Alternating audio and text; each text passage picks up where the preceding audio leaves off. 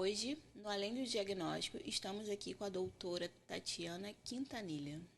Seja bem-vinda. Obrigada. É um motivo de muita alegria, né, estar participando desse podcast para a gente estar falando de um assunto tão importante que é os direitos da pessoa com transtorno do espectro autista.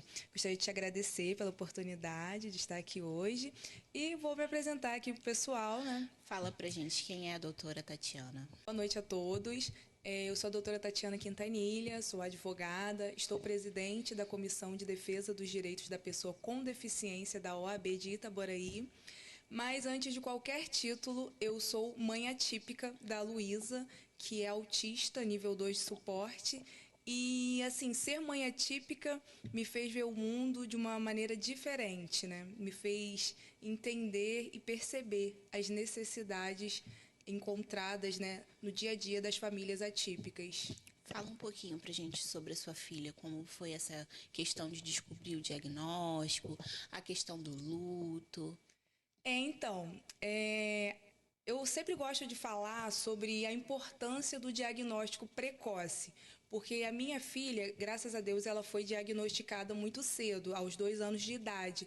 Porém, eu trabalho com pessoas, né, e escuto relatos de pessoas que não tiveram a mesma oportunidade que a minha filha. Às vezes, seja pela falta de experiência de um profissional, ou até mesmo por não conhecer muito do espectro. E o que aconteceu comigo? A minha filha sempre foi uma criança, digamos assim, diferenciada.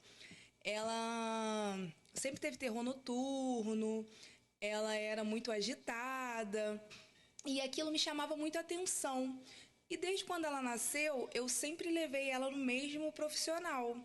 E relatava, né, essas situações para ele. Falava assim, olha, minha filha tem terror noturno, à noite ela sempre chora muito, ela é uma criança muito agitada, porque ela teve autismo regressivo, né? Ela desenvolveu algumas habilidades e depois ela simplesmente parou. E aí eu relatei aquilo tudo relatava, né, para o pediatra que acompanhava minha filha desde o seu nascimento, e ele falava para mim assim, é normal. Criança chora, criança não dorme, você é mãe, você quer dormir? E eu falava assim, olha, eu já tenho outra filha, que eu também tenho uma filha típica, né, que é a Tainara, que está aqui com a gente. E aí ela falou, aí eu falei assim, não, doutor, não é questão disso, é porque realmente está diferente.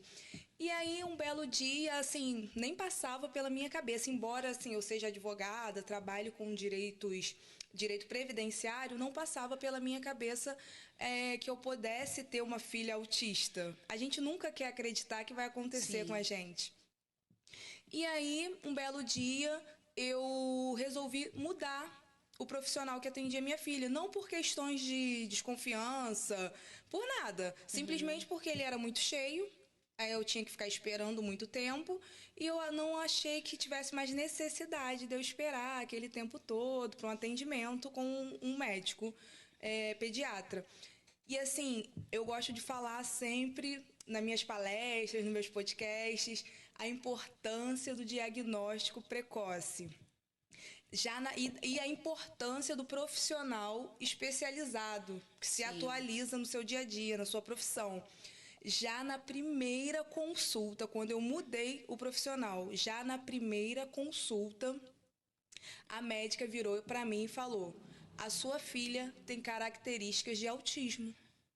Eu conversei com ela, né, participei da consulta e ela começou a fazer aquela ficha de desenvolvimento humano. Perguntou se ela estava falando e eu falei, olha, ela começou a falar e de repente ela parou.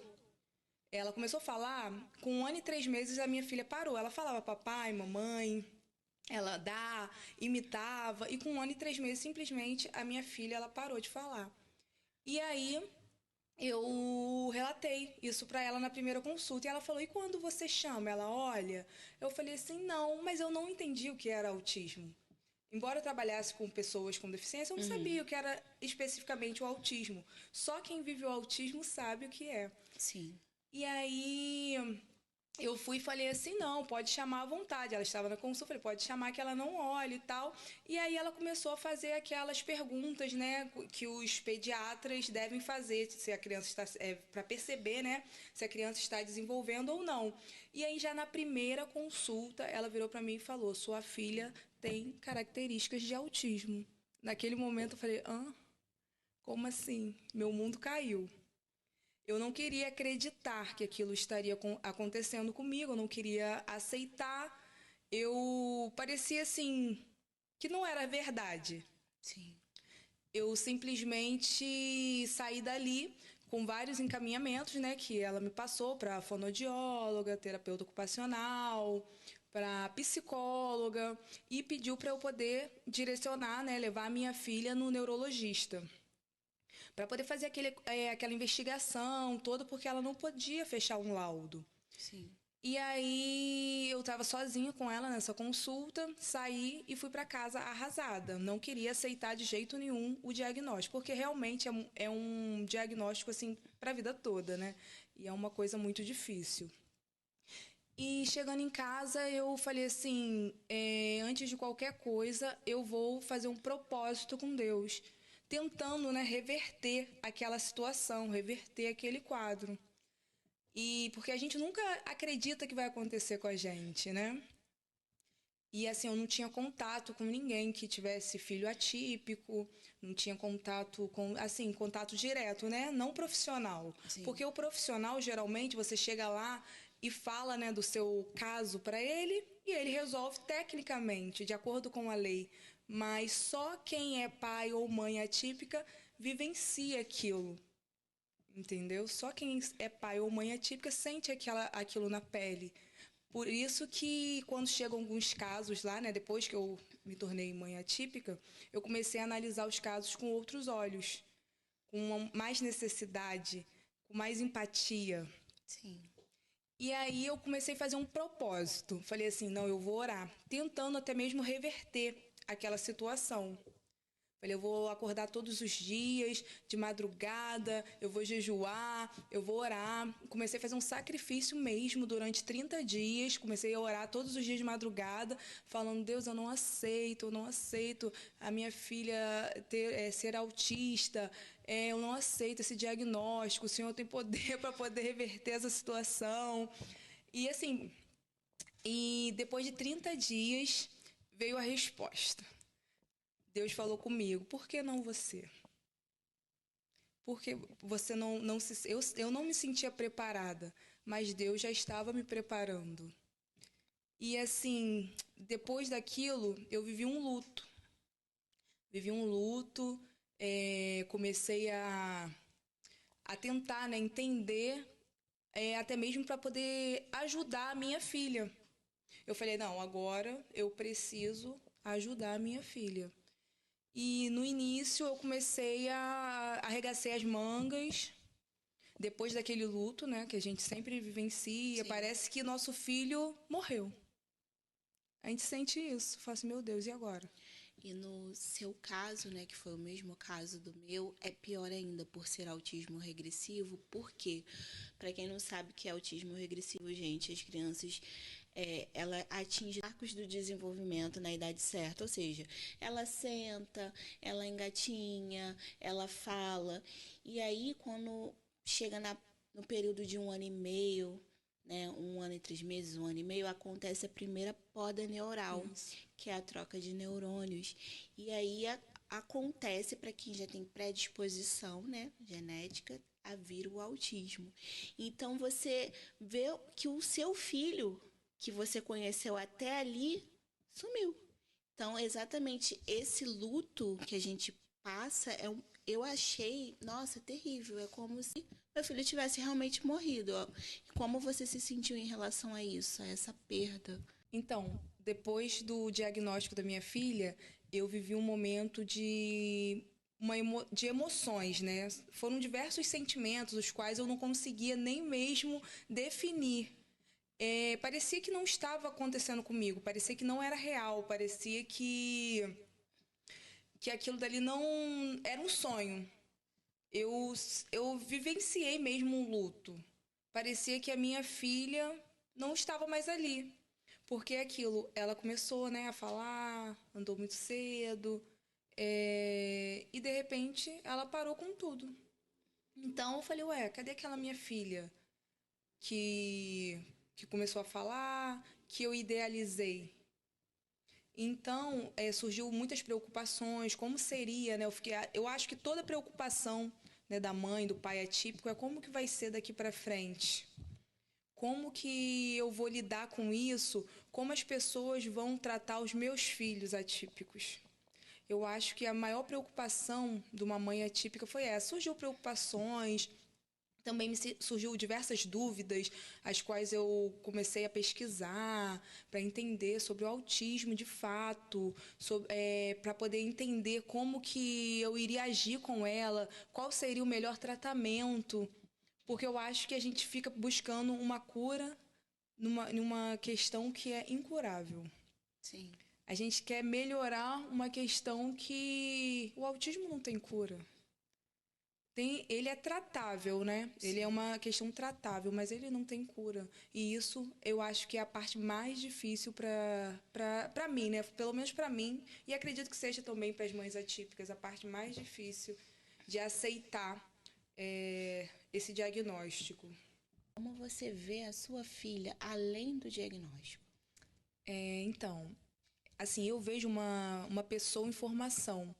Eu não acredito que ela não vá evoluir, porque eu luto todos os dias para que isso aconteça. A minha filha Luísa, ela faz terapia 3 vezes por semana.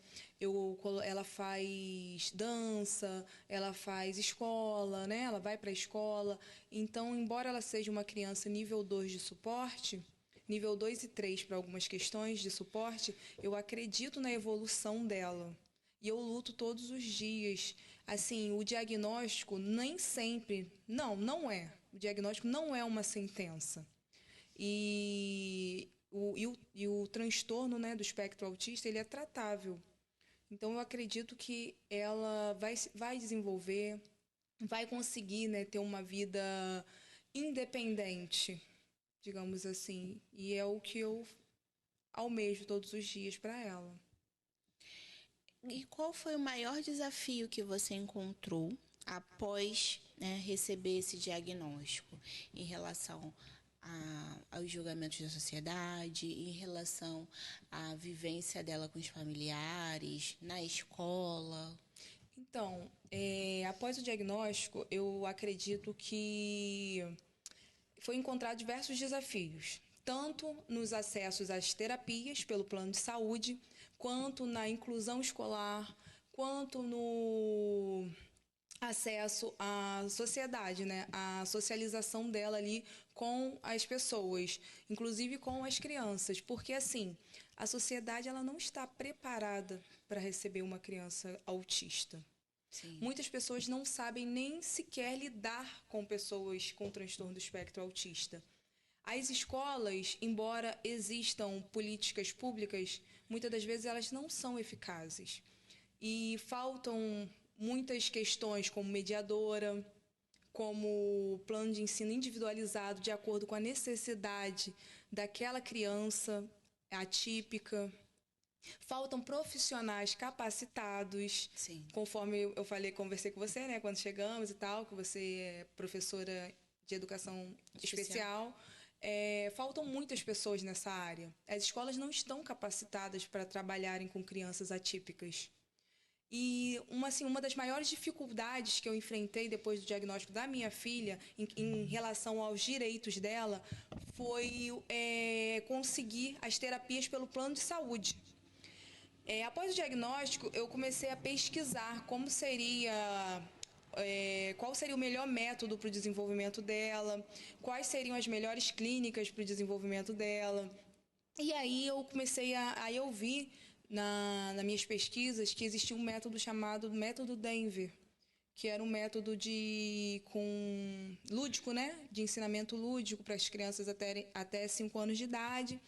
E aí eu busquei uma clínica o qual fornecia esse tratamento.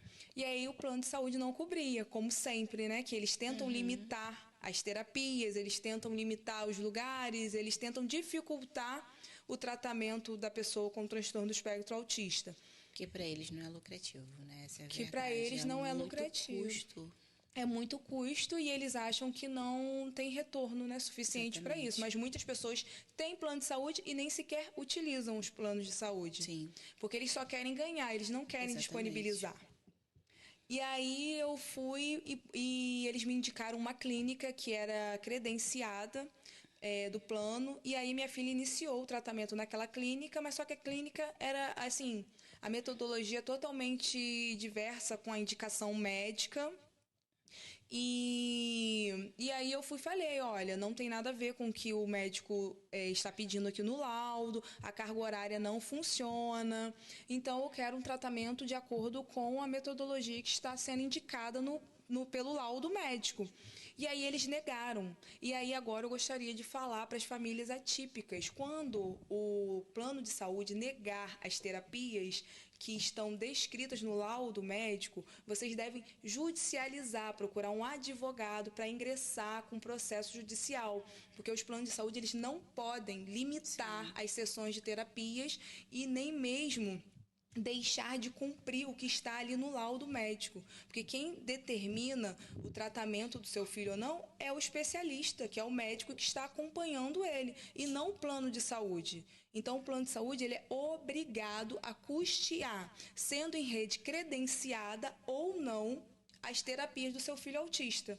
Por exemplo, se você mora aqui em Saquarema, seu filho é autista e ele precisa da terapia X. E não tem aqui, e muito menos pela rede credenciada. Só tem em Cabo Frio. O plano de saúde ele deve custear essa despesa de deslocamento para o seu filho ir para a terapia, voltar para a terapia, e custear também a despesa com a clínica especializada de acordo com o laudo médico. Mas para quê? Mas para isso acontecer, a família tem que ingressar judicialmente para garantir os seus direitos. Direitos esses que foram conquistados com muita luta. Porque até 2012, os autistas não tinham direito. Né? Daqui a pouco a gente vai até mesmo falar sobre a Lei Berenice Piana, que foi um marco histórico na garantia dos direitos da pessoa com transtorno do espectro autista, que até então eles não tinham esses direitos. Então, a gente tem que correr atrás, buscar, se especializar, buscar informações através né, das redes sociais, um podcast, uma palestra, procurar advogados especializados no assunto para poder garantir o direito e não deixar de fazer um tratamento que vai evoluir o seu filho por desconhecer os seus direitos. E na questão também aí das escolas, que é uma questão assim também que eu gosto muito de falar, até mesmo para conscientizar a nossa sociedade, as pessoas com transtorno do espectro autista, elas têm direito à inclusão escolar. E chegam lá no escritório, muitas das vezes, as pessoas falando assim, porque eu tentei fazer a matrícula do meu filho autista e a escola, quando pediu o laudo, quando eu mandei, eles falaram que não tinha mais a vaga, sendo que eles falaram que tinha. Você já ouviu as pessoas falarem isso? Sim, já passei por uma situação parecida. Então, as escolas, elas não podem limitar a quantidade de vagas para pessoas com transtorno do espectro autista ou pessoas com deficiência. Elas não podem limitar a quantidade de vagas. Aqui a gente só aceita 2 alunos por turma. Isso é uma discriminação. Então, eles não podem limitar e muito menos negar a matrícula pelo seu filho ser atípico. Eles têm que garantir a educação social daquela pessoa, né? Então, o que a Lei Berenice Piana trouxe? Trouxe a garantia da matrícula escolar, trouxe a garantia do plano de ensino individualizado de acordo com as necessidades da criança com transtorno do espectro autista ou da criança com deficiência, e trouxe também a garantia da mediadora, porque a maioria das vezes, né, a pessoa atípica tem uma necessidade especial ali, até mesmo de aprendizado. E aí a lei garante uma mediadora, mas, assim, 90% das escolas não tem mediadora. Ainda mais tratando-se de escolas particulares, elas não têm mediadora. E elas falam que não vão colocar, porque gera custos para a escola, que elas querem, você quer que seu filho, que eles paguem para o seu filho estudar. Então, essa escola, ela está, além de estar discriminando o seu filho, ela não está sendo uma escola inclusiva. Então, para isso, para que o direito do seu filho venha a valer, você tem que judicializar uma ação contra essa escola para garantia do direito do seu filho com deficiência. E, assim, são diversas questões, assim, né, que chegam lá no meu escritório para poder eu resolver, né, ajudar a família, e eu fico, assim, muito indignada. Sim. E aquilo que eu te falei, a questão de eu ser advogada e mãe atípica. Porque quando me procuram, eu já falo, nossa, essa situação é bem complicada. E quando eu pego aquele processo para fazer, eu já pego com outros olhos. Falo, não, tem que resolver esse processo aqui urgente, que isso aqui é urgente.